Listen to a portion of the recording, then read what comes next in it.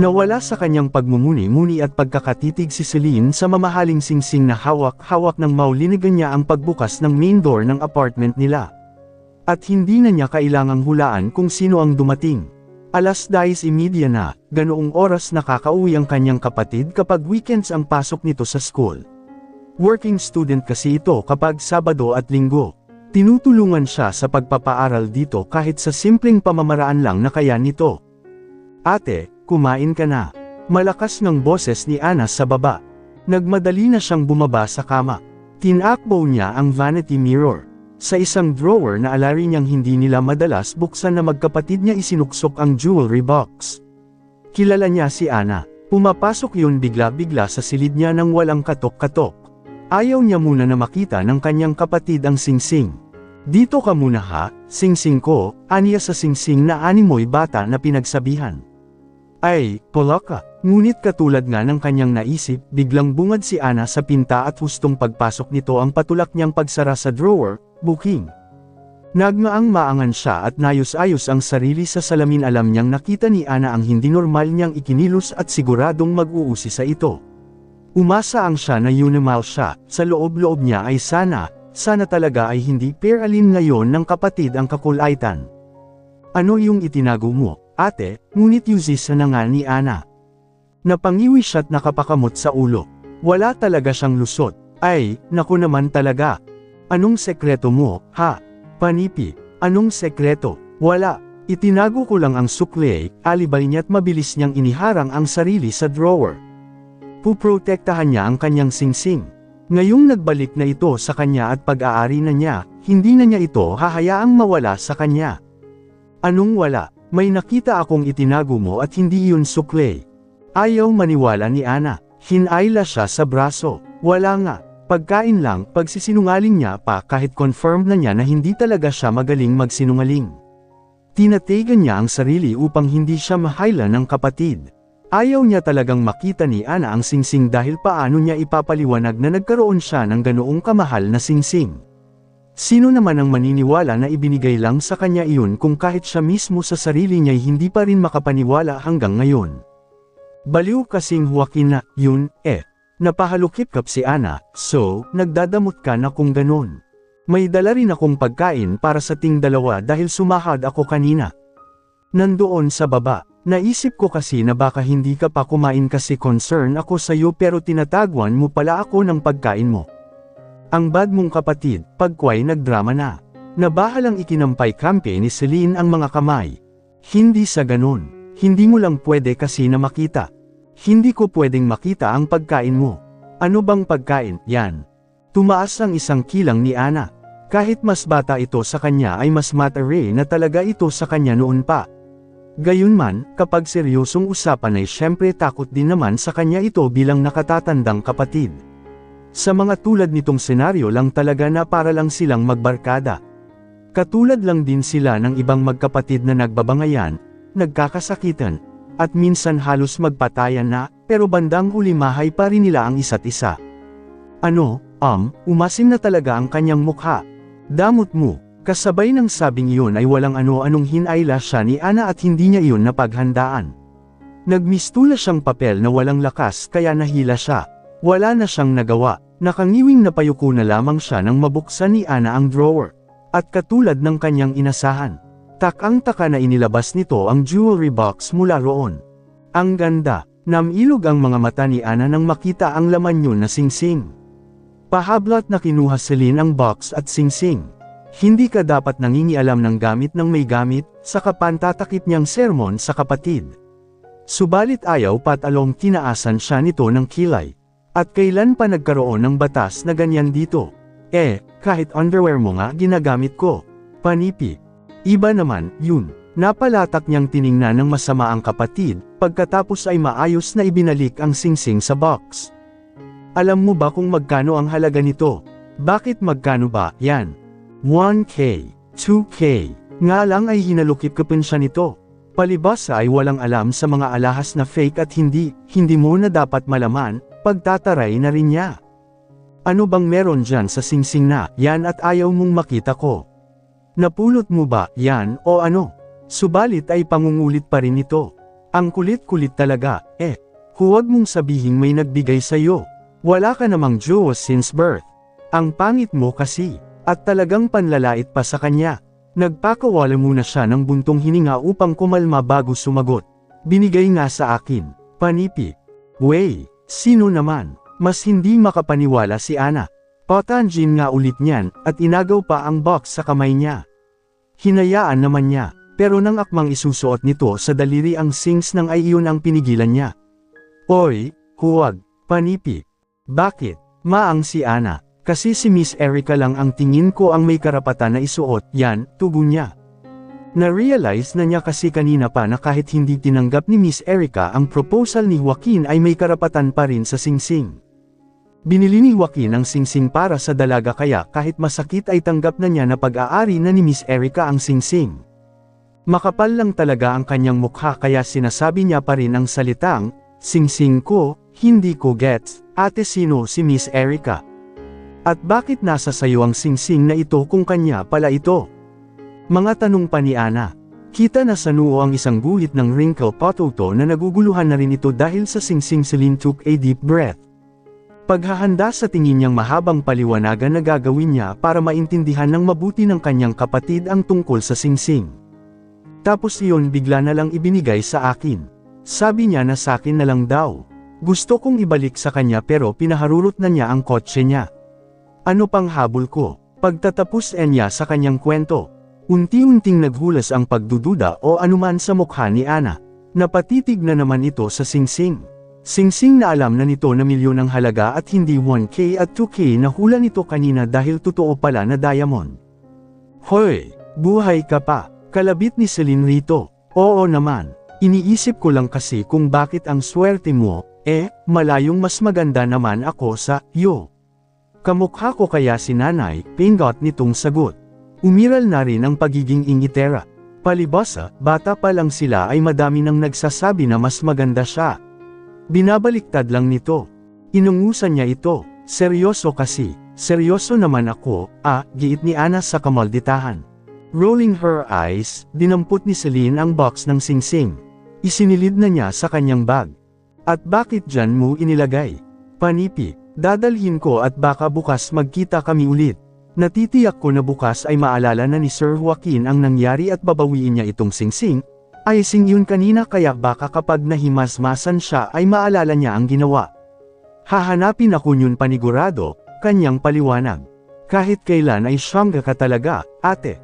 Subalit hinablot ni Ana ang kanyang shoulder bag at kinuha roon ang jewelry box. Anong ginagawa mo? Saway niya. Umayos ka nga, ate. Ibinigay na nga sa you, ibabalik mo pa. Alalahanin mo kailangan natin ng pera. Hindi pa tayo nakakabayad ng upo dito sa bahay at hindi pa ako nakakabayad ng tuition, isang lao ibenta na lang natin ito. Panipi. Hindi ka naman seryoso dyan, ano? Panipi. Seryoso ako, ate. Ang laking tulong na nito sa atin kung totoong milyon nga ang halaga nito, paninindigan ni Ana sa masamang binabalak sa singsing. Ano ka ba? Isipin mo kasi, Ana. Sino ang matinong tao ang magbibigay ng milyon peso worth na diamond ring sa hindi niya kilala? Sige nga, Panipi.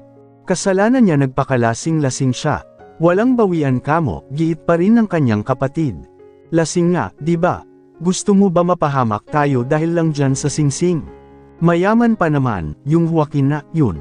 Kik-aybot kibot ang mga labi na sandaling pinag-aralan ni Ana ang hawak-hawak na jewelry box.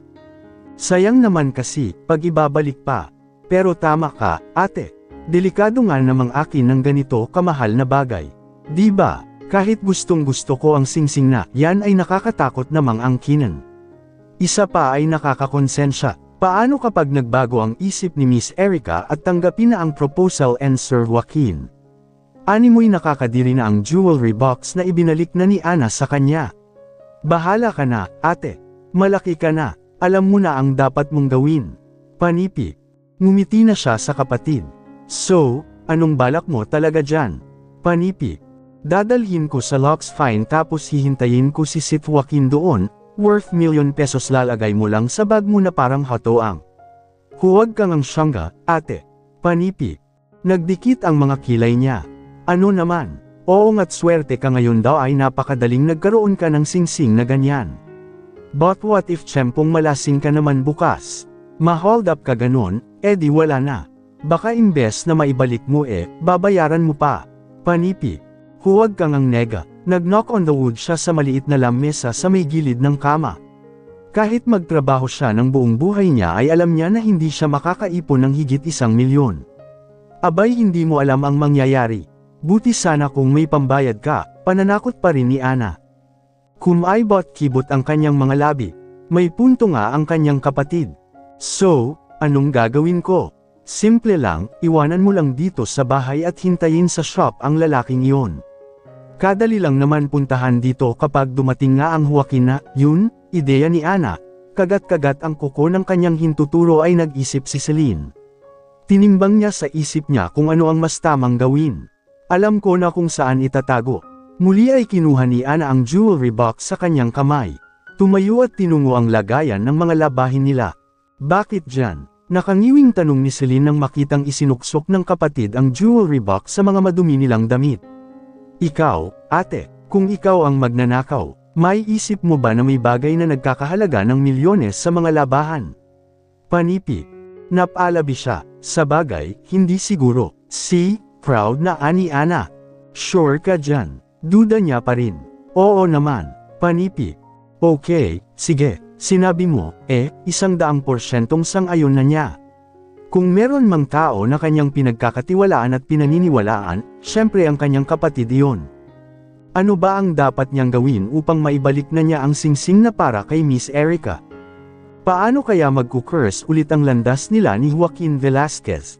Kahit naman kasi tinanong na niya si Sofia sa Lux Fine Jewelry ay wala naman siyang nakuhang impormasyon.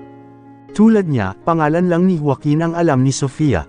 Kinakabahan na si Celine. 4 na araw na ang nakakaraan, ngunit nasa kanya pa rin ang singsing. Hindi na niya alam kung anong hakbang ang dapat niyang gawin. Inip na siya, at higit sa lahat, nadaragdagan ang pangamba niya bawat araw na lumilipas ukol sa napakamahal na singsing na nananatili sa kanilang bahay. Gustong-gusto na niyang mawala sa kanya ang singsing. Pakiramdam niya ay hindi normal ang buhay niya kapag alam niyang nasa pag-iingat pa rin niya iyon. Feeling niya ay may bigla na lang papasok sa kanilang bahay at kunin ang singsing. Kung hindi naman, pakiramdam niya ay biglang may darating na sipina para sa kanya na nagsasabing ninakaw niya ang singsing. Paktay siya kapag ganon. Gusto niya pa rin naman ang singsing. Pero gusto niya na hindi sana sa paraan na bigay lang para sana magaan ang loob niya na ay keep yun o isuot. Hindi ganito. Diyos ko. Kanina ay kung ano-anong plano ang naisip niya bago siya pumasok sa trabaho. Una, what if mag-hire siya ng detective na hahanap kay Joaquin Velasquez? Mabilis nga lang iyon na na-cross out sa kanyang listahan dahil saan naman siya kukuha ng pera para pambayad sa isang detective. Pangalawa, ang magtambay siya sa San Juan River at maghintay. Naisip niya na baka pupunta ulit doon si Joaquin. Inalis nga lang din niya iyon sa isip niya dahil sa tingin niya ay papapakan lang siya ng lamok doon o lalamigan. At pangatlo, ang itanong niya sa may-aring Lux Fine Jewelry kung saan ang address ni Joaquin. Naalala niya kasi na nabanggit ng binata na kakilala nito ang mga may-ari ng Lux Fine. Subalit hinura niya rin iyon nang naunahan siya ng hiya. Hindi sila close, ni hindi nga siya kilala ng mag-asawa. Baka masabihan lang siya ng huyu, at mapahiya. Napahugot si Celine ng malalim na buntong hininga. Malapit na mababaliw na siya kakaisip ng paraan. Ang stress talaga, may sales na ba at tulala ko dyan? Speaking of stress, dumating na ang isa pang stress sa buhay niya. Ang kanilang manager. Char, good afternoon, ma'am, nahihiya niyang bati kay Miss Reyna. Trabaho, matire nga lang naman daw nito sa kanya. Opo, mabait naman niyang sagot. Simula nang malate siya noong nakaraang araw ay bait-baitan mode na talaga siya ayaw niyang mabadshot ulit at baka ay fire na siya taaga ng bruha. Ewan ba niya kung bakit mainit ang dugo sa kanya ni Miss Reyna?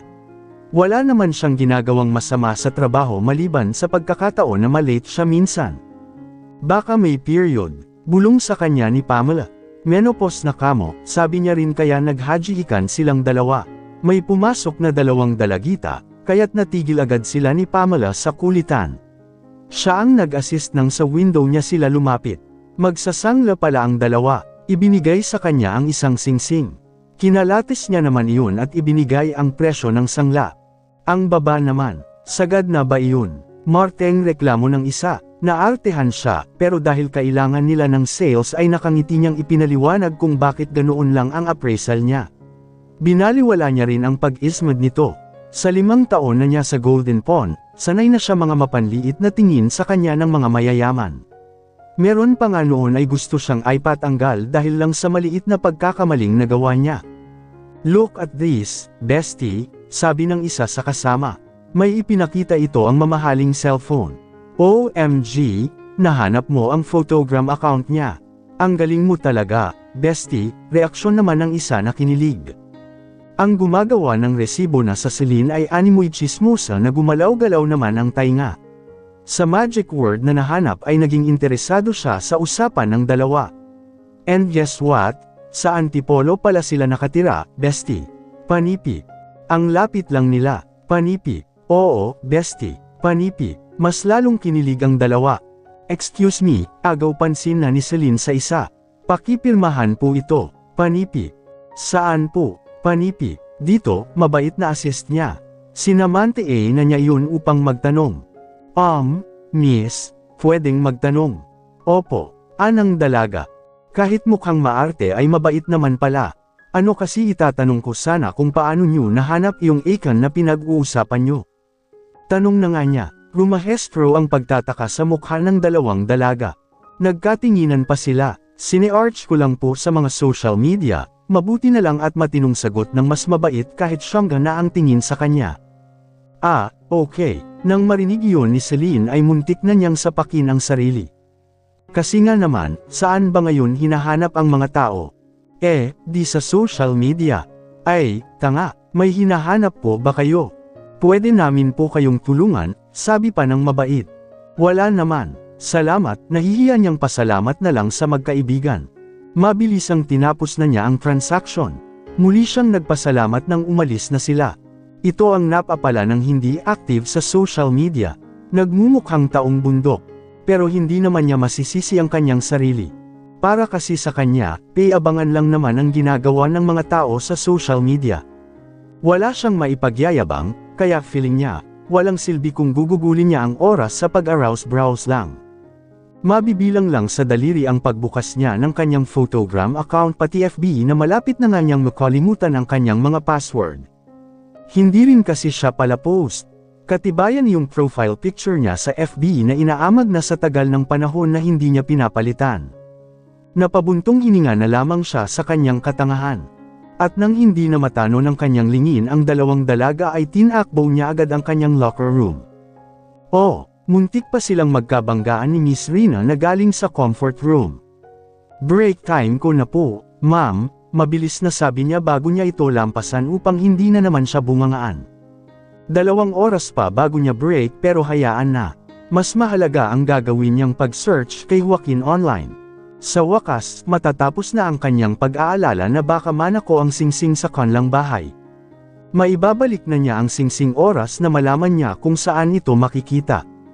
Kulang na lang ay makalas ang pinto ng kanyang locker nang kanyang buksan at kunin doon ang kanyang cellphone. Nasa locker room ang kanyang phone dahil bawa silang mag-cellphone kapag oras ng trabaho. Inuna niya sa FB, natataranta ang kanyang daliri na icon pa sa touchscreen keypad ang kompletong pangalan ni Joaquin. At unti-unti ay sumili ang ngiti sa kanyang mga labi nang lumabas ang mukha ni Joaquin.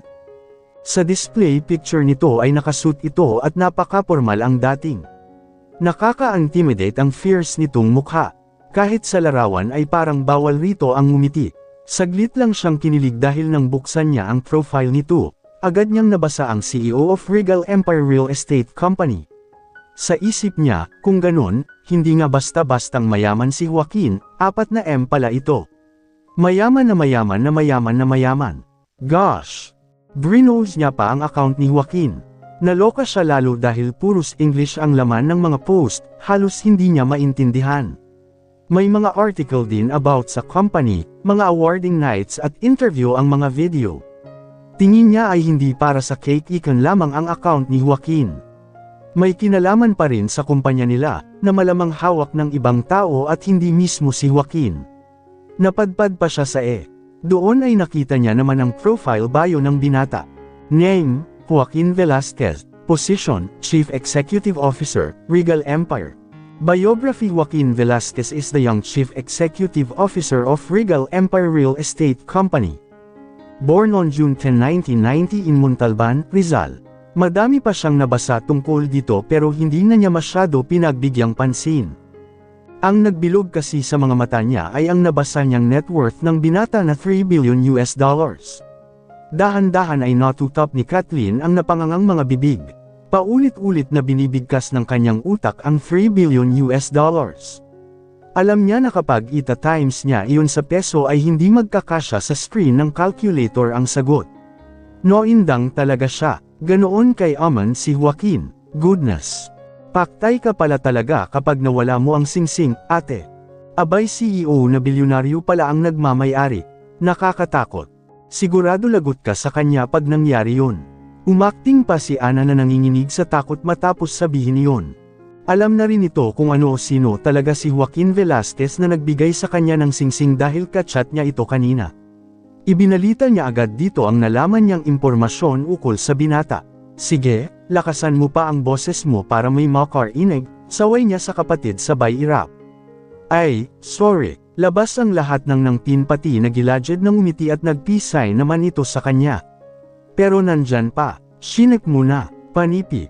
Oo, safe pa naman. Panipi, napaka-owa na napatutap sa dibdib si Ana kasabay ng paghinga ng malalim.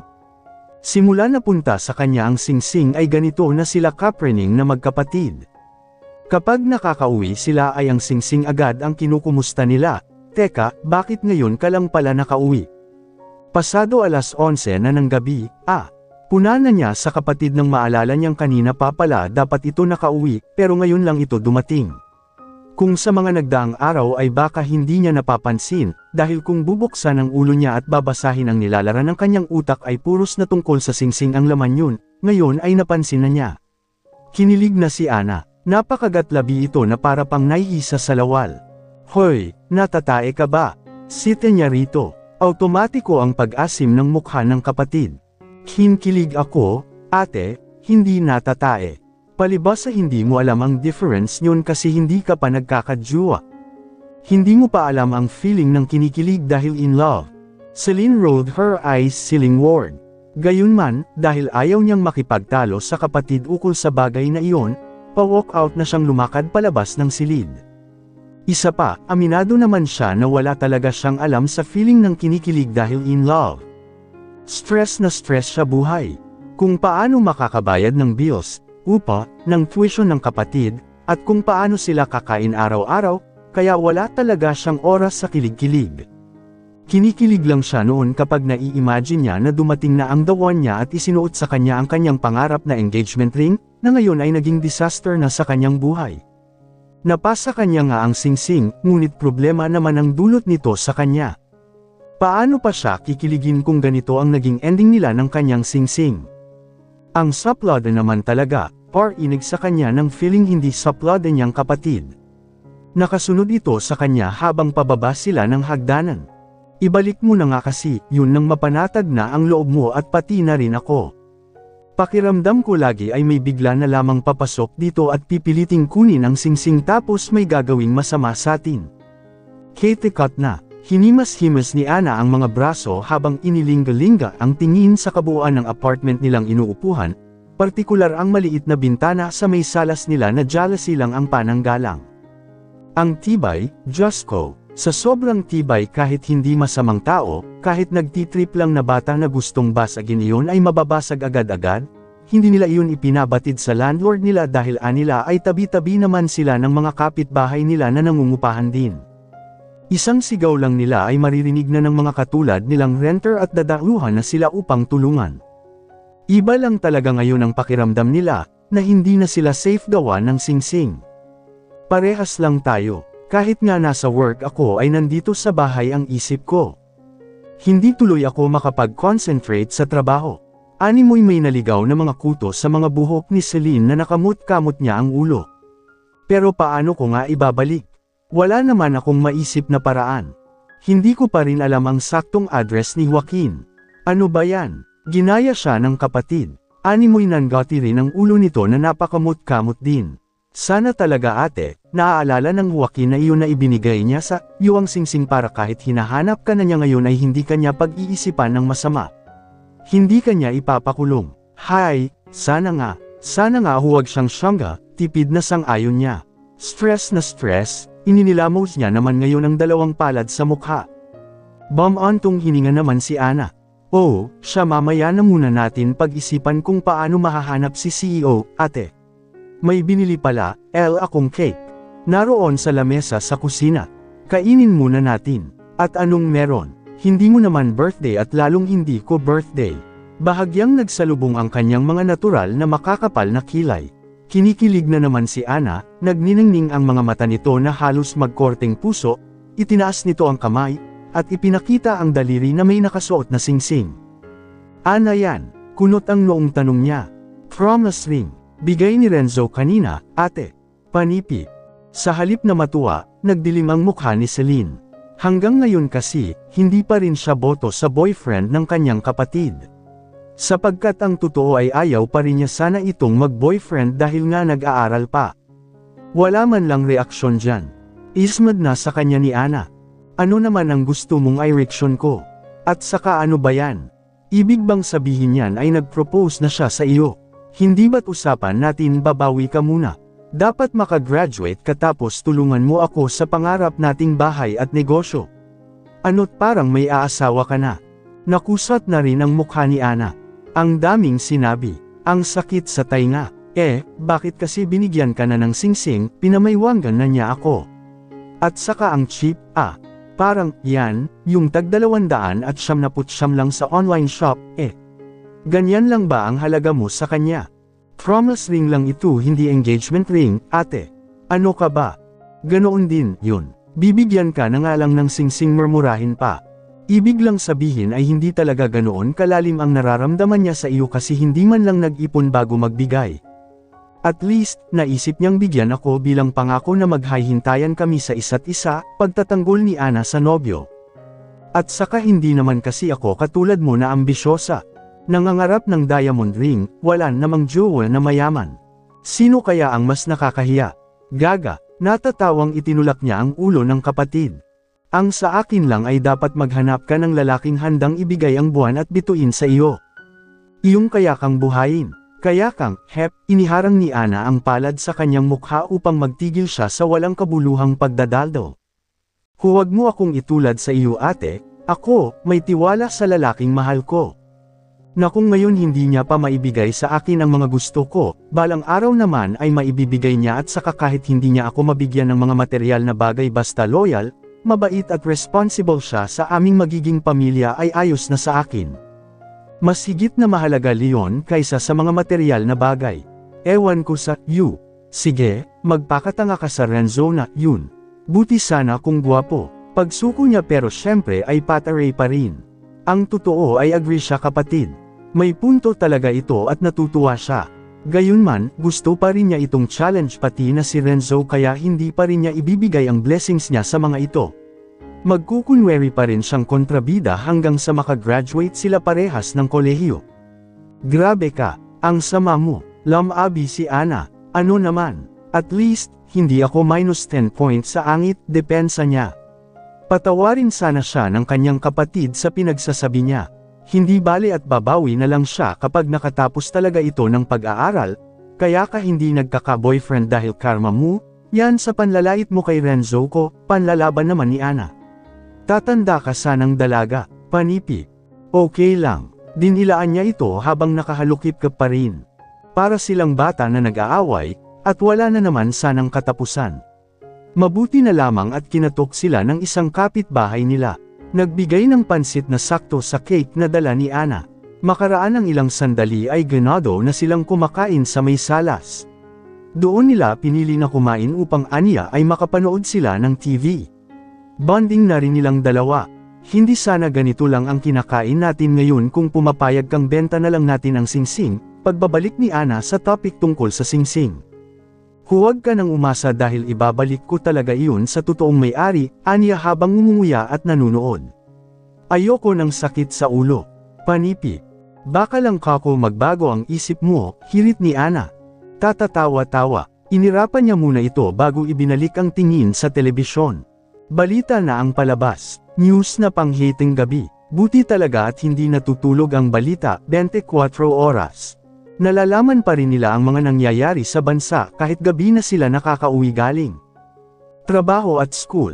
Si Sir Joaquin, nang bigla ay napakislat siya nang makita niya ang mukha ng lalaking hinuhunting niya ng ilang araw na. Tuldok, isang reporter ang nag-eye interview kay Joaquin ukol sa isang groundbreaking ceremony raw na gaganapin sa Litex Urban bukas ng umaga. Donation daw kasi ng Regal Empire na pabahay para sa mahihirap ang itinatayo roon kaya kinukuhanan ng statement si Joaquin bilang ito ang CEO ng malaking kumpanya. Sigurado ka, ate, yan si Joaquin. Naglipat-lipat ang tingin ni Ana sa kanyang mukha at sa TV. Oo, dahil hindi ko kailanman makakalimutan ang kanyang mukha. Madaming tango ang kanyang ginawa. Ang mga mata niya'y mas natutok pa sa pinapanood. Ang gwapo talaga ng tipaklong, mapa TV man o personal. Taray, ang daming bodyguards nang papatay sa iyo, ate, sabi ni Ana nang makitang paalis na si Joaquin at napapalibutan ito ng mga kalalakihang pang Men in Black ang datingan. Mel, gaganapin nga ang groundbreaking ceremony para sa bagong proyektong magbibigay pag-asa sa mga mahihirap bukas ng umaga. At aasahang dadaluhan ito ng mga lokal na opisyal, mga tagapagtatag ng proyekto, ilang celebrity at mga pribadong tao na pangungunahan mismo ng CEO ng Regal Empire na si Joaquin Velasquez, pagtatapos ng reporter sa ibinabalita nito. Salamat, Ivan, sagot naman ng batikang news anchor. Hanggang sa iba na ang ibinabalita. Ate, ito na ang chance para maibalik mo ang singsing, excited na sabi ni Ana pagkuwan. Hanggang tainga ang pagkakangiti nitong kinalabot ang kapatid sa balikat. Paano? Amazed na tanong naman ni Celine. Hind niya nakuha agad ang sinasabi ng kapatid. Hindi ba't sabi ay bukas may groundbreaking ceremony at ang sabi dadalu si Joaquin Velasquez. Panipi. Di puntahan mo siya. Malapit lang ang Litex Urban dito. 2 sakay lang. Oo nga, no. Unti-unti ay nagliwanag ang kanyang mukha nang nagets na niya ang pinagsasabi ni Ana. Pupunta ka, Panipi. Oo, pero samahan mo ako. Panipi. Bakit pa, Panipi? Baka nervyosin ako o kaya naman kung anong gawin yun sa akin kapag nakita niya ako. Kung sa bagay baka hindi ka paniwalaan kapag ikaw lang. Sige, ate, sasamahan kita. Naalala ko na panghapon ang klase ko bukas. Saktong-sakto, Panipi. Pagkasabi niyo ni Ana ay nagngitian silang magkapatid. Finally, matatapos na ang kanilang problema. Maibabalik na niya ang singsing.